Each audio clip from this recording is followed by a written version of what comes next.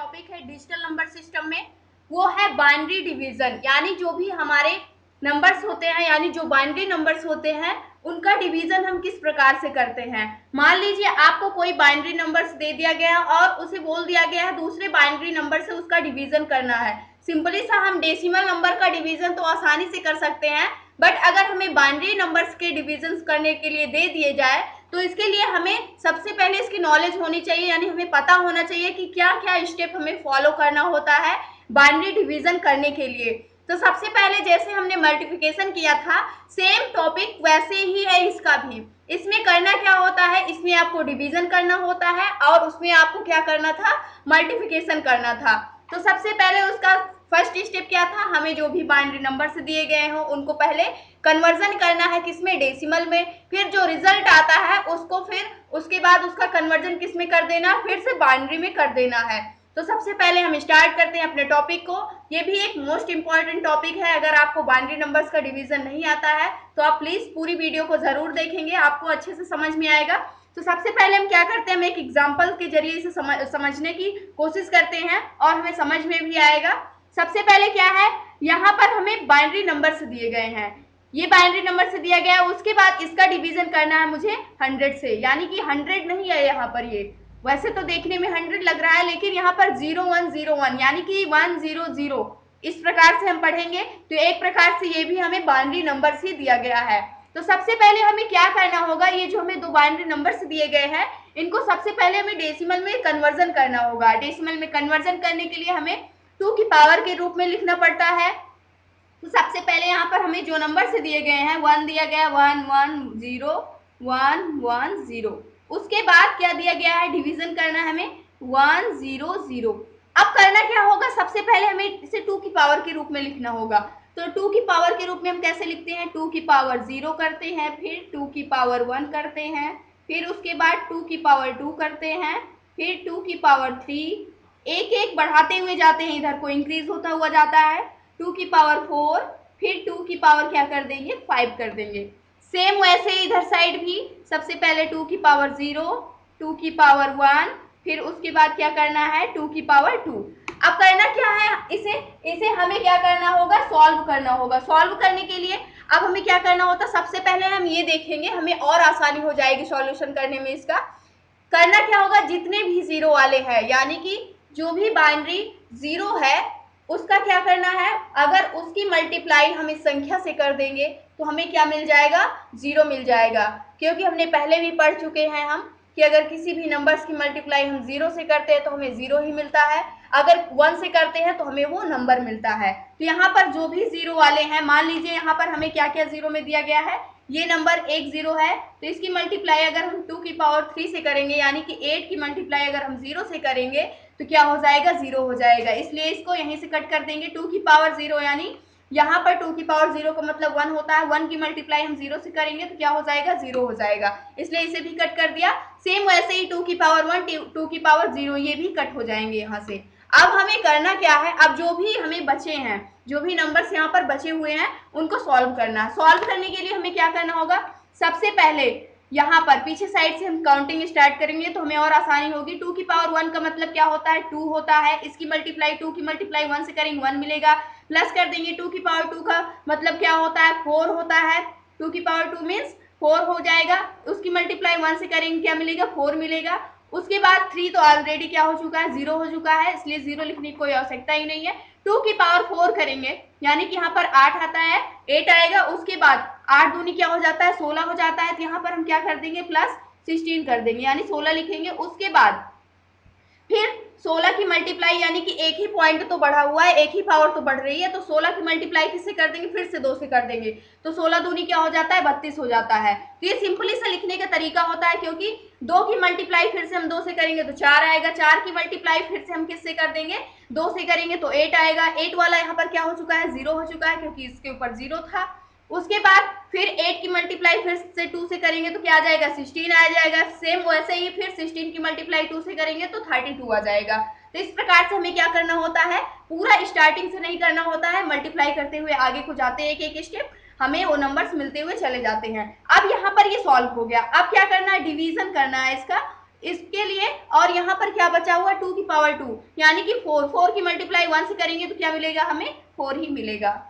अब इसके बाद क्या करना है, अब इसके बाद हमें करना होगा सबसे पहले अब हमें ऐड करना होगा। ऐड करने के लिए 16 4 क्या हो जाएगा 20 हो जाएगा, 20 2 क्या हो जाएगा 22 हो जाएगा। 22 में 32 को ऐड करना है, यानी 32 प्लस 22 करेंगे यहाँ पर तो 4 और 3 2 5, 54 आ जाएगा। इसके बाद इसको डिवीजन करना है किससे 4 से। अब ये हमें आसानी हो गई क्योंकि हम यहाँ पर बाइनरी का तो डिवीजन नहीं कर सकते थे, लेकिन जैसे ही हमने इसे डेसिमल में कन्वर्ट कर लिया, इसका कन्वर्जन कर लिया, वैसे ही हमें चीजें क्या हो गई आसान हो गई। यानी कि अब हम आसानी से 54 को 4 से क्या कर सकते हैं डिवाइड कर सकते हैं। तो अब डिवाइड किस प्रकार से हम करेंगे, सबसे पहले हम ये करके देखते हैं। सबसे पहले 54 लिखेंगे, इसको 4 से डिवाइड करना है। तो 4 एकन्नम क्या होता है, यहाँ पर 4 होता है, इसके बाद 1 आ जाएगा, फिर यहाँ से जो 4 दिया गया है इसको ले लेंगे, 4 4 दूनी 8, 4 तिहाई 12, 3 टाइम्स जाएगा, यहाँ पर 12 हो जाएगा। उसके बाद यहाँ से फिर 2 मिल जाएगा, उसके बाद ये यहाँ से क्या हो जाएगा कैंसिल हो जाएगा। फिर हमें पॉइंट में भी जाना होगा क्योंकि हमें पूरा डिवाइड करना है इसे, तो पॉइंट बढ़ाएंगे, उसके बाद हम क्या करेंगे 1 0 बढ़ाएंगे, तो 4 पंचे क्या होता है 20 होता है। तो यहाँ पर क्या आ गया 4 पंचे 20 हो गया, यानी कि ये कट हो गया, पूरी तरह से इसका रिमाइंडर 0 आ गया और हमें यहाँ पर क्या मिल गया आंसर इसका मिल गया। यानी कि डिवीजन करने के बाद हमें क्या मिला, यहाँ पर 13.5, यहाँ पर हमें ये आंसर मिल गया, लेकिन ये किसमें है ये डेसिमल में है। अब हमें क्या करना है, अब हमें इसका कन्वर्जन किस में कर देना है बाइनरी में कर देना है, फिर उसके बाद हमें क्या मिलेगा हमें हमारा आंसर मिल जाएगा।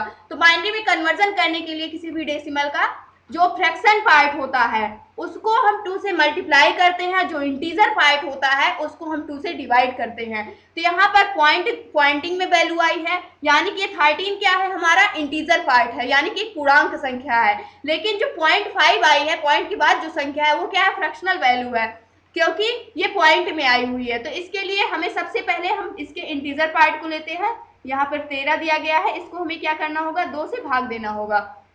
तो यहाँ पर 2 6 क्या हो जाएगा 12 हो जाएगा, यहाँ पर कैरी क्या आ गया 1 आ गया, उसके बाद 2 तिहाई 6 हो जाएगा, कैरी 0 आ गया, उसके बाद 2 एकन्नम 2 हो जाएगा, कैरी 1 आ गया।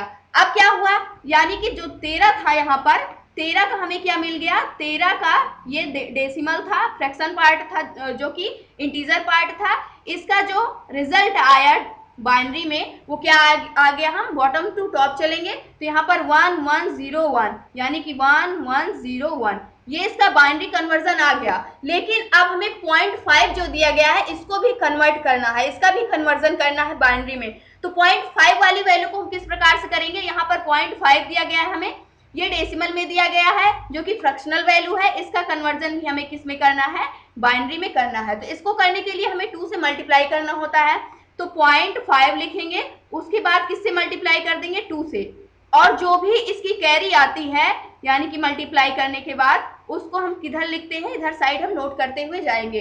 तो यहाँ पर 5 दूनी क्या हो जाएगा 10 हो जाएगा, 10 का हम क्या लिखते हैं यहाँ पर 1 0, और यहाँ पर हम देखेंगे कितने अंक के बाद यहाँ पर दशमलव लगा हुआ है, तो यहाँ पर दशमलव जो लगा हुआ है वो 1 अंक के बाद लगा है, क्योंकि यानी 0.5 के बाद तुरंत दशमलव लगा हुआ है। तो यहाँ पर हम क्या कर देंगे 5, इसके बाद हम दशमलव लगा देंगे 1 अंक के बाद। तो यहाँ पर हमारा जो कैरी आया वो क्या आ गया 1 आ गया।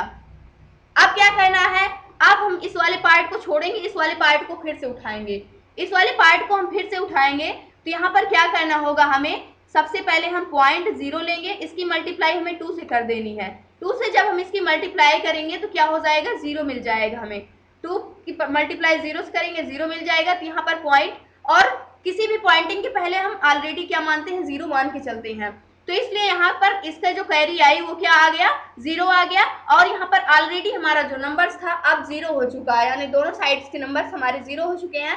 अब हम इसे डिवाइड करते हुए जाएंगे तो हमें 0 ही मिलेगा, कुछ भी नहीं मिलेगा। तो इस प्रकार से इसका जो रिजल्ट आया वो यहाँ पर हमें क्या मिल गया, यहाँ पर 0.0 मिल चुका है। अब हमें क्या करना है, अब हमें क्या करना है, अब हमें जो भी इसका बाइनरी आया यानी इसके फ्रैक्शनल पार्ट का, इसको हमें नोट डाउन करना है। तो जो इसका इंटीजर पार्ट होता है उसमें हम बॉटम टू टॉप चलते हैं, लेकिन जो इसका फ्रैक्शन पार्ट होता है इसमें हम टॉप टू बॉटम चलते हैं, यानी कि ऊपर से नीचे की साइड को हम नोट करते हैं। तो इसका जो आएगा 0.5 का जो यहाँ पर बाइनरी कन्वर्जन आया वो क्या आ गया है, 10 आ गया है। तो इस प्रकार से हमें क्या मिल गया, यहाँ पर ये दोनों नंबर्स मिल चुके हैं। अब हमें क्या करना है, अब हमें इन्हें एक साथ लिखना है। एक साथ कैसे लिखेंगे, एक साथ लिखने के लिए हमें क्या करना होगा, सबसे पहले हम यहीं पर लिख करके देखते हैं। पहले उसके लिए हमें क्या करना होगा, सबसे पहले जो हमारा इंटीजर पार्ट था क्या था, 13.5, ये डेसिमल में दिया गया था, इसका कन्वर्जन हमने किया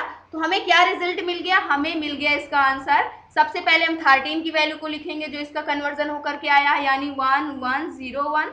उसके बाद हमें पॉइंट लगाना होगा, उसके बाद जो हमारा 0.5 का आया है उसको लिख देना होगा 10। ये हमारा क्या आ गया, बाइनरी आ गया। यानी कि जो यहाँ पर हमें डिवीजन करने के लिए क्वेश्चन दिया गया था इसका रिजल्ट क्या आया, यानी कि 110 की डिवीजन 100 से अगर हम कर देते हैं, यानी कि तो हमें क्या रिजल्ट मिलेगा, हमें जो रिजल्ट मिलेगा वो मिलेगा 1101 पॉइंट उसके बाद 10, ये हमें बाइनरी में इसका रिजल्ट मिलेगा। यानी कि यहाँ पर हमें समझ में आ गया कि सबसे पहले हमें क्या करना होगा, सबसे पहले अगर हमें किसी भी बाइनरी नंबर्स का डिवीजन करना है तो सबसे पहले हमें उसे डेसिमल में कन्वर्जन करना होगा, क्योंकि डेसिमल में कन्वर्जन करना हमें आता है, और डेसिमल में जैसे ही कन्वर्जन कर लेंगे तो हमें डिवीजन करने में यानी कि भाग देने में आसानी हो जाएगी। किसी भी संख्या को हम आसानी से भाग दे सकते हैं। फिर उसके बाद जो भी उसका रिजल्ट आएगा भाग देने के बाद उसको हम क्या करेंगे,